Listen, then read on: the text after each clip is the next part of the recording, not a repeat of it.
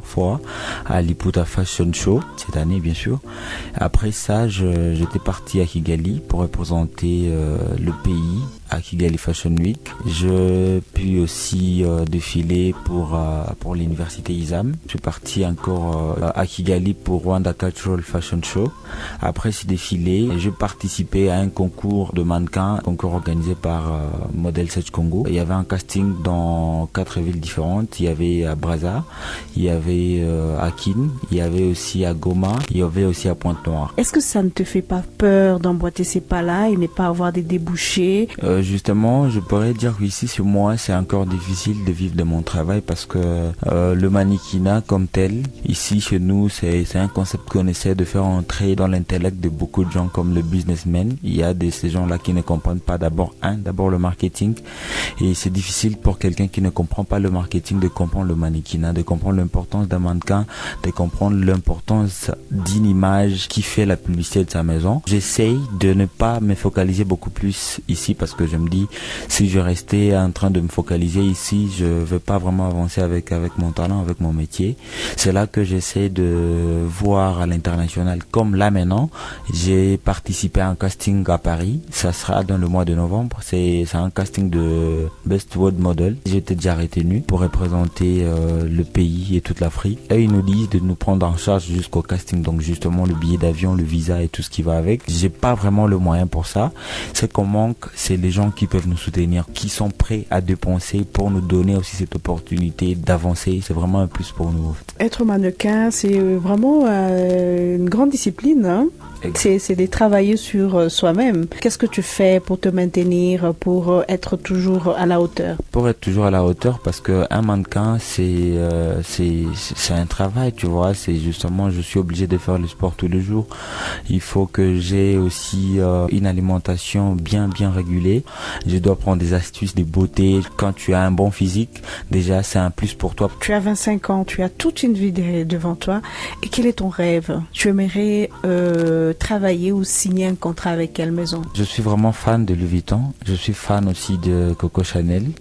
Je suis fan de Dior. J'aimerais bien signer un contrat avec eux. Ça, c'est mon plus grand des rêves. Avoir un Oscar. Bon, être le meilleur mannequin du monde, voilà. Qu'est-ce qui ne va pas? Quels sont les défis à relever? Est-ce que vous pensez qu'il y a quand même des couturiers ici qui font du bon travail? Quoi vous pensez qu'ils sont bloqués, qu'ils n'utilisent pas le mannequin pour vendre leurs produits? Bon, j'ai déjà eu à discuter avec certains couturiers, certains stylistes.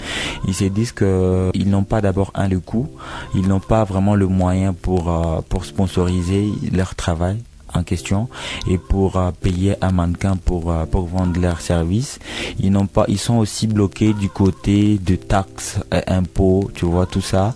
Normalement, ailleurs, ça se fait, tu prends un mannequin, tu fais un panneau publicitaire, par exemple, tu mets tout le monde qui passera là-bas, il verra le mannequin avec ton habit, avec tes contacts, tu auras à vendre. Mais là, on a les difficultés parce que d'abord, le marketing n'a pas vraiment pris sa place ici à Bukavu.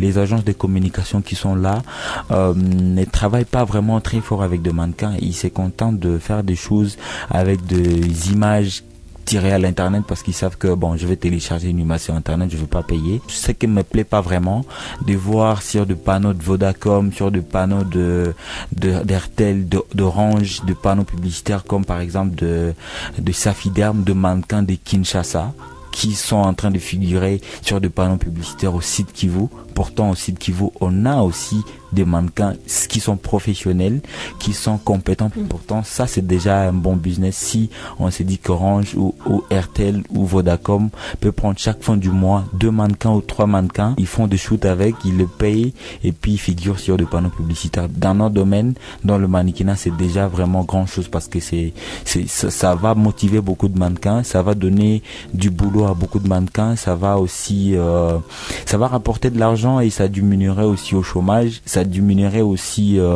au voyoucratisme parce qu'on s'est dit déjà voilà, on a vu Houston sur un panneau publicitaire de Vodacom, il s'est payé une voiture, il s'est loué une maison et déjà on dira voilà, c'est une vie, je peux aussi gagner ma vie avec ça parce qu'il y a beaucoup de gens qui ont le profil mais ils ne trouvent pas intérêt à faire ça parce qu'ils n'ont pas une motivation qui peut marcher du côté financier en fait. Merci Houston d'avoir accepté de nous partager ton expérience et de nous livrer aussi ton secret pour ton travail. Merci. Merci aussi. C'est un plaisir pour moi aussi de être reçu à la radio Okapi.